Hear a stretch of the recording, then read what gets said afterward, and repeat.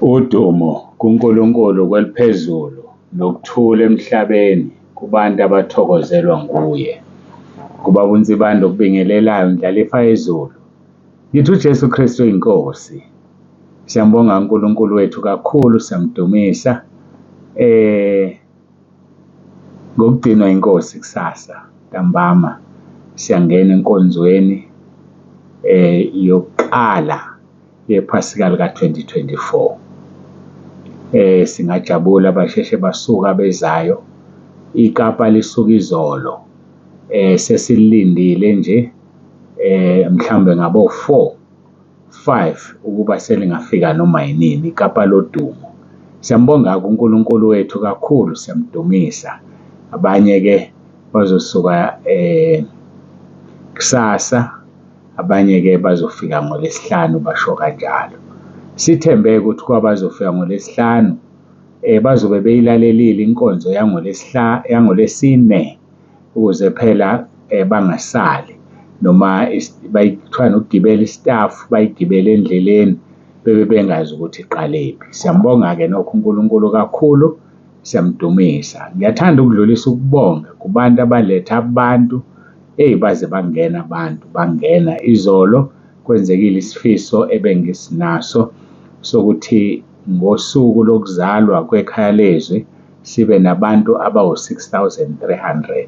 Silaleke izolo sesinabantu abawu-6,300. Abanye-ke bangenile namhlanje ekuseni. Sibheke ku-50 wokuqala. Uma kugcwala ugroup number 5 sobe sithi 6,350. Uma kugcwala ugroup number 6 sobe sithi 6,400. Kanjalo nje kungena ngo-50 kudlule njalo nje siyoze siyofika kwi-maximum uNkulunkulu mayesasigcinile. Maximum per group ugcine ku-1024, 1024. Kusho ukuthi uma ama-group onke esefikile lapho sobe sesinabantu ekhaya lezwe abawu-10,000. Sobe sesiqala phansi-ke igroup entsha nayo kothatha isikhathi-ke ngokusho ukuthi yokhuphuka yodwa nje yona. Lawa amanye lokhu eyilindile izofika nayo kuphi ku-1024 uma uJesu engakabuyi. Siyambonga uNkulunkulu kakhulu. Baletheni abantu, uNkulunkulu akubusise. Ngilale ngijabula izolo. Ngilale ngijabulile, bangijabulisa abazalwane.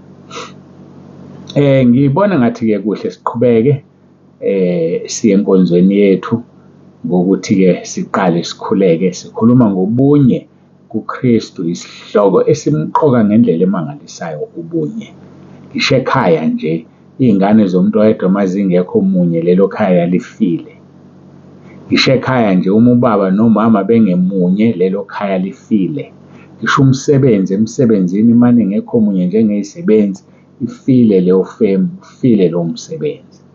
Ngisho noma yini nje uma abantu bengabambisene bengemunye behlebana bekhulumana kabi basuke ifile leyo nto abahlangane kuyona. Noma i-co-op, manihlangene kwi-co-op niyalima noma nenzani, ifile i-co-op yabantu abangekho munye. Noma ngabe umsebenzi muni onihlanganisile niwenzayo, ufile nje lowo msebenzi. Niyakwazi-ke lokho, ngeke-ke ngagxila kukho kakhulu. Ngiyacela ukuba ngiguqe, ngikhuleke, ngikhulume nobaba wethu osezulwini egameni lendodana yothando lwakhe, inkosi yethu uJesu Kristu.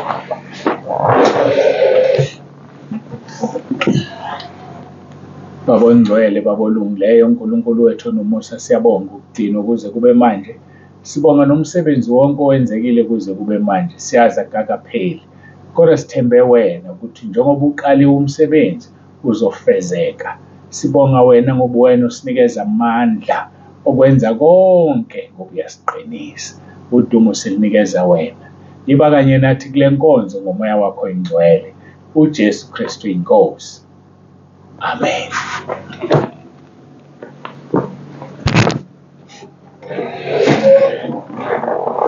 Siyambonga-ke, siyamdumisa uNkulunkulu wethu. Sofunda-ke ngokukaJohane chapter 17 siqala ku-verse 20. Angiceleli laba bodwa, kepha nalabo abakholwa yimi ngezwi labo, ukuba bonke babe munye, njengalokhu wena Baba ukimi nami ngikuwe, ukuba nabo babe kuthina ukuze izwe likholo ukuthi wena ungithumile. Sikhuluma ngobunye kuKristu. Uma simunye nathi bese siba munye kubona uBaba neNdodana uJesu Kristu oyinkosi. Sidineka izolo sikhuluma ngabase-Efesu. Sikhuluma ngabase-Efesu. Ngifisa lokhu sigxila kubona. Ngiqala Efesu chapter 4 siqale kuverse 1. Ngakho mina siboshwe enkosini ngiyancenga ukuba nihambe ngokufanele ukubizwa enabizwa ngakho. Verse 2. Ngokuthobeka konke nobumnene, ngokubheka kade nokubekezelelana ngothando. Izinto lezi ezakha ubunye, ukuthobeka. Umzalwane kufanele athobeke, angabi ithatha. Umzalwane kufanele athobeke. Umzalwane kufanele abe nobumnene. Umzalwane abe nokubheka kade. Umzalwane akwazi ukubekezelela abanye abazalwane, bekezelele nabanye abantu nje omakhelwane, nalabo ngebona omakhelwane ngokwakha. Umuntu nje esinaye emhlabeni umakhelwane ngoba sisonke emhlabeni. Mbekezelele omunye umuntu, ukwenze ngothando. Lisho njalo lelizwi. Nithi ngokuthobeka konke nobumnene, ngokubheka kade nokubekezelelana ngothando. Verse 3. Nikhuthalele ukugcina ubunye bukamoya ngesibopho sokuthula. Nikhuthalele ukugcina ubunye bukamoya ngesibopho sokuthula. Ukuze sibe munye emzimbeni noma sibe munye uma sixoxa nje singabantu sisenyameni, kufanele siqale kumoya. Nikhuthalele ukugcina ubunye bukamoya, ngoba masigcina ubunye bukamoya buzophumela emzimbeni yethu ngoba buqale kuphi? Kumoya. Okwazi ukuthi nibe munye abantu, yikho kwaze kwaba nesisho sesiZulu ukuthi bahlangene phezulu kanti ngezansi bangamahele. Yabona abantu babehlangene phezulu kanti ngezansi bangamahele. Akufuneki-ke lokho bazalwane. Nikhuthalele ukugcina ubunye bukamoya ngesibopho sokuthula. Athi kuverse 4 sesiyawuqala-ke. Munye umzimba, munye umoya, njengalokhu nabizelwe ethembeni linye lokubizwa kwenu. Munye umzimba, munye umoya. Uxolo. Akukhulunywa-ke ngalo mzimba esikuwona. Makuthiwa munye umzimba kaKristu, linye ibandla. Ngoba umzimba kaKristu ibandla. Ukuthi ukhonza ebandleni elithize nelithize nelithize akusho lutho lokho, kodwa munye umzimba, ngamanye amagama linye ibandla. Leli inkosi uJesu ezobuya izolihlwitha. Leli elizohlwithwa-ke akulona ibandla legama. Khona insizwa ehlala ibuza njalo nje kuma-comments ayisali yakwamngomezulu, ithi liphi ibandla okuyilona lona. Ibandla okuyilona lona elikaJesu Kristu, leli esimunye kulo. Alikho ibandla okuyilona lona legama, ngoba igama alingeni ezulwini. Hayi, kungena abahlanzwe ngegazi likaJesu. Kungaba kunoma yiphi inkonzo mawuhlanzwe ngegazi likaJesu, ngoba uJesu John 14 verse 6 uthi ngiyindlela neqiniso nokuphila. Akekho noyedwa ozoya kuBaba ngaphandle kwami. Ngakho-ke insizwa yakwamngomezulu, insizwa noma ubaba noma ubani, alikho emhlabeni bandla okuyilona lona ngokwegama. Okuyilona lona ileli elafelwa inkosi uJesu, ileli eliwumzimba wenkosi uJesu. Asikhulumi ngamagama la, ngoba amagama ngeke asenzele lutho. Sikhuluma ngani? Ngomzimba kaKristu. Umzimba kaKristu ungcwele njengokuba yena uKristu oyinhloko engcwele. Ngakho-ke munye umzimba, munye umoya, njengalokhu nabizelwe ethembeni linye lokubizwa kwenu. Lize lithi verse 5, yinye iNkosi, yinye inkolo, munye umbhapatiso. Hayi konke lokho okunye okwenzakalayo, cha.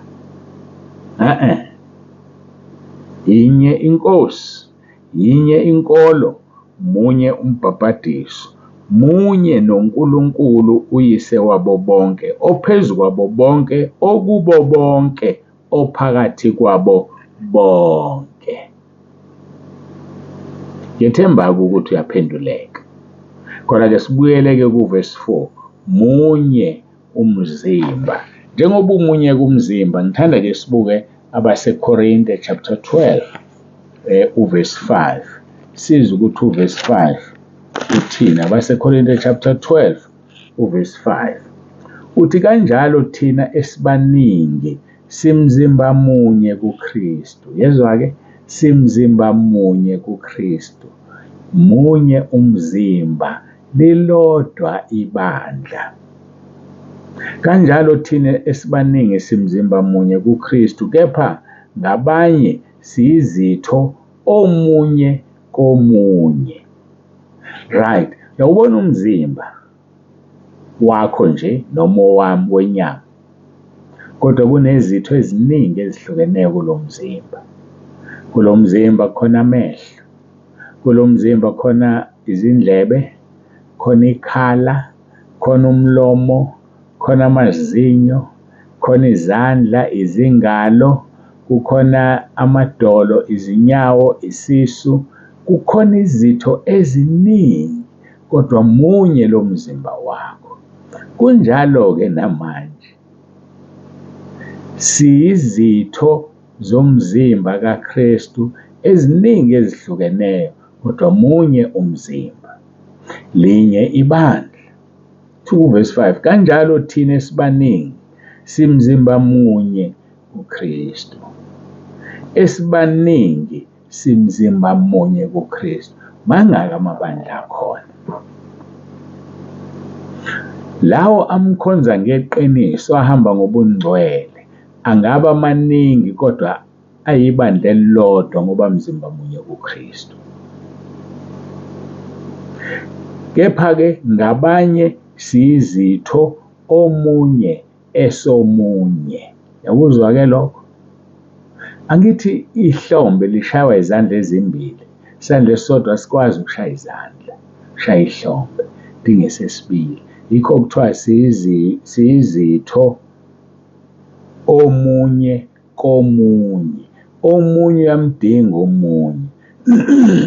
Uxolo, uma uwasha nje iwashing yakho, awukwazi ukuwasha ngesandla esisodwa, udinga isandla sesibili khona uzoshuba phela. Ngakho-ke isandla siyisitho kwesinye isandla.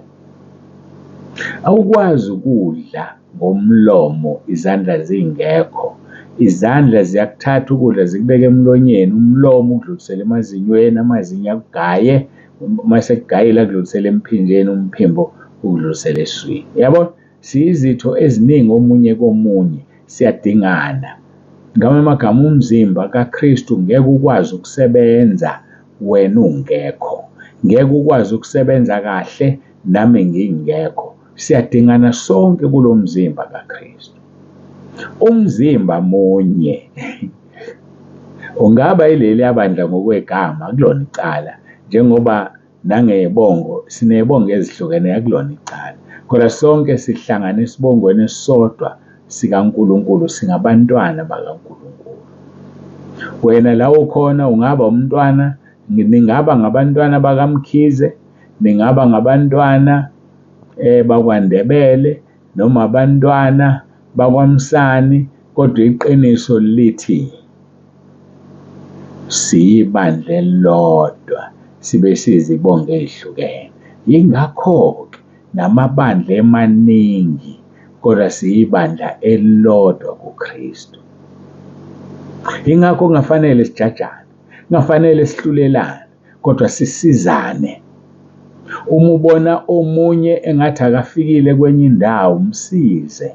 ngale kokuthi umazi ukuthi ukhonzaphi ubandla lini, akusebenzi lokho. Msize. Qale kusiya umuntu ogodla inkemba yakhe egazini. Mtshele mntakababa, njengoba ukholo usindisiwe ufuna ukuya ezulwini, ngeke uye nokuhloba kwakho, ngeke uye negolide lakho. Awumhluleli, uyamtshela. Intembi uma uzoqala umbuza ibandla akhonza kulona, bese uma umtshela izici zakhe ngoba usuwazi ibandla, uyahlulela la. Ibandla into engenamsebenzi ngoba ibandla lingena ezulwini. Uma ufika ezulwini uthi ufuna ngiyaxolisa ukuphatha leli bandla ngegama, ibandla elikhulu ngempela emhlabeni wonke, ufika ukuthi ahlala ngapha amaRoma, bazomangala nje ukuthi uthini-ke wena. Ufuna ukuhlala la kuhlezi khona amaRoma? Awekho amaRoma ezulwini, awekho amaLuthela ezulwini, ayikho intaba yendlu kaJehova ezulwini. Kukhona abantu abaproduced yilawa amabandla. Uma behlanziwe egazini likaJesu bangcweliswa. Lithi-ke izwi, kanjalo thina esibaningi simzimba munye kuKristu, kepha ngabanye siyizitho omunye komunye. Beku amaRoma chapter 12 lawo uverse 5. Mhlambe sothi ukugxila kancane kuleli izwi, ngiyacela ukuthi ngikhuleke. Simbonge uNkulunkulu kakhulu. Yabona ukuthi kusemqoka kanjani ukuba munye? Sisemqoka ukuba munye. Ngingaba umfundisi welinye ibandla, nawe welinye ibandla, nawe welinye ibandla, kodwa simunye emzimbeni munye kaKristu, yena eyini? Eyinhloko. Hayi, mina sengifisa ukuguqa. Simbonge uNkulunkulu usicacisela ngobunye, ngoba ubunye buwukhiye kubantu abafuna ukuya phambili.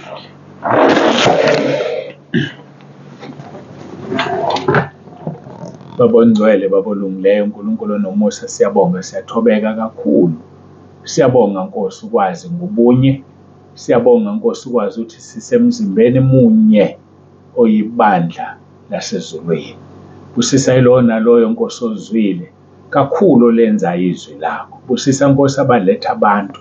Ngiyakhuleka ngiyacela. Kwenze kaJakobe chapter 5 verse 19 and 20. Sibekele izono zabo Nkosi eziningi. Babuyisile abantu abaningi Nkosi ekubhujisweni. Siyabonga nangaso lesi sikhathi.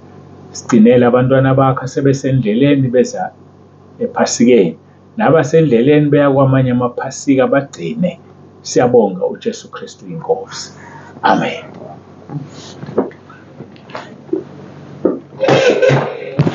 Siyambonga-ke, siyamdumisa. Moya wami uyayitosa Inkosi. Babonze bandi abalelisa.